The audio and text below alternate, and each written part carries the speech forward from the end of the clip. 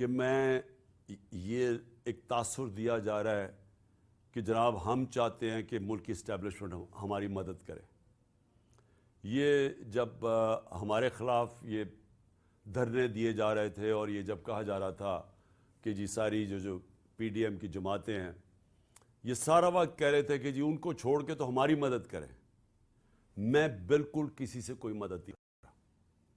میں قطعی طور پہ یہ نہیں کہہ رہا کہ اسٹیبلشمنٹ ہماری مدد کرے. میں یہ چاہ رہا ہوں کہ اسٹیبلشمنٹ نیوٹرل ہو. میں اس لیے چاہ رہا ہوں اسٹیبلشمنٹ نیوٹرل ہو کہ اسٹیبلشمنٹ کا وقار اوپر جائے.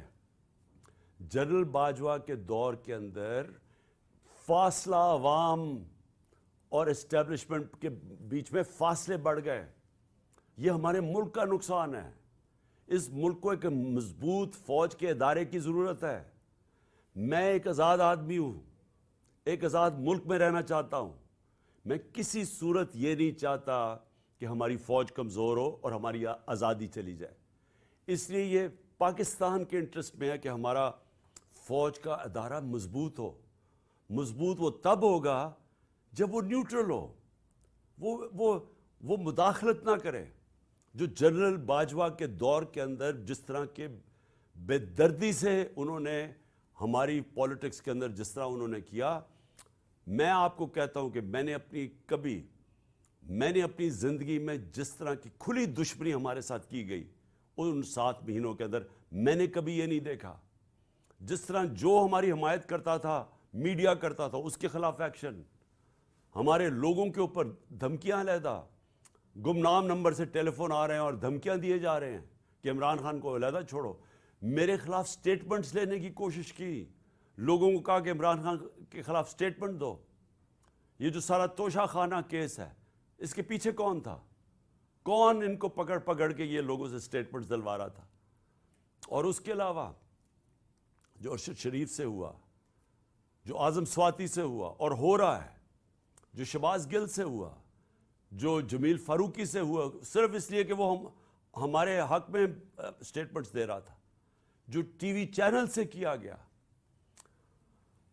کبھی میں نے آپ کو بتایا کہ میں نے جنرل مشرف کے مارشل لاء کی میں سخت خلاف تھا اور انہوں نے مجھے میں نے جیل گیا ان کے دور میں.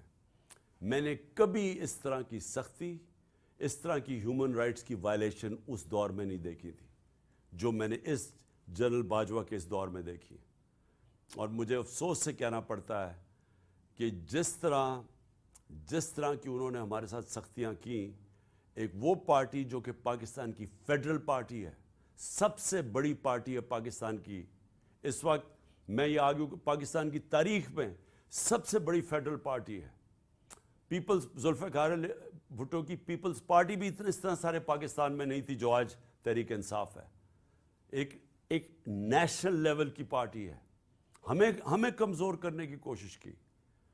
اور تو چھوڑے جو کہ جس طرح انہوں نے اعظم سواتی سے کیا ہے, مجھے تو حیرت ہوتی ہے کہ کیسے کسی ایک سینیٹر, ایک وہ شہری جو باہر کمائی کر کے پاکستان اپنا پیسہ لے کے آتا ہے, کیسے اسے صرف ایک ٹویٹ کے اوپر, کیا ٹویٹ یہ اس نے کی کہ جنرل مشرف نے NRO 2 دیا؟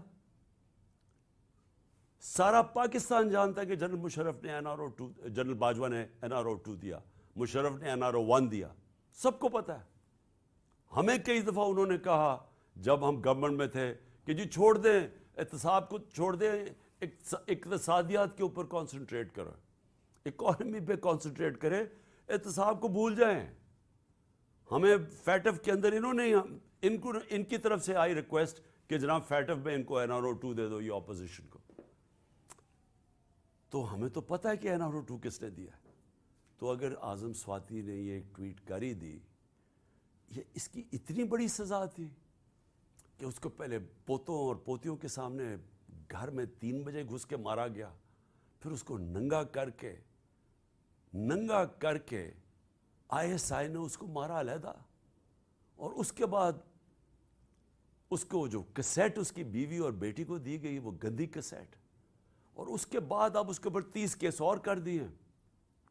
اس عمر میں آدمی کو کبھی کوئٹہ جا رہا ہے اور کبھی سندھ جا رہا ہے، اور میں آج کوئٹہ اور سندھ کے ہائی کورٹس کو سلام پیش کرتا ہوں کہ جس طرح انہوں نے سٹینڈ لیا اس کے اوپر. لیکن کیا یہ ایک مہذب معاشرے میں، ایک ڈیموکریٹک معاشرے میں ہوتا ہے؟ یہ تو ڈکٹیٹرشپ میں بھی اتنا برے حالات نہیں تھے. اور اس کے بعد شہباز گل، اس کے اوپر 8 کیس اور کر دیے ہیں. میں ایکس پرائم منسٹر پاکستان کا، مجھے پتہ ہے کس نے گولیاں، کون یہ، کس نے میرے اوپر قاتلانہ حملہ کیا، مجھے پتہ ہے وہ کون ہے. میں اپنی ایف آئی آر نہیں کٹوا سکا تو اور کون کٹوائے گا پاکستان میں؟ اور کون آج مجھے بتائیں کمزور آدمی، اگر ایکس پرائم منسٹر، سب سے بڑی پارٹی کا ہیڈ، اگر وہ نہیں کر سکتا تو باقی کون کر سکتا ہے؟ تو یہ ہیومن رائٹس کا حال ہے آج. ہم بات کرتے ہیں کہ جی مقبوضہ کشمیر میں بڑے برے حالات ہیں، تو یہاں کیا ہیں؟ یہاں کون سے ہیومن رائٹس رہ گئے ہمارے؟ اور مجھے بڑے افسوس سے کہنا پڑتا ہے، میں پوری رسپیکٹ سے میں اپنی اعلیٰ عدلیہ سے پوچھنا چاہتا ہوں کہ دیکھیں، اگر آپ ہمارے فنڈامنٹل رائٹس کی، اگر آپ ان کی حفاظت نہیں کریں گے تو اور کون کرے گا؟ کیا کوئی باہر سے آ کے ہمیں کرے گا؟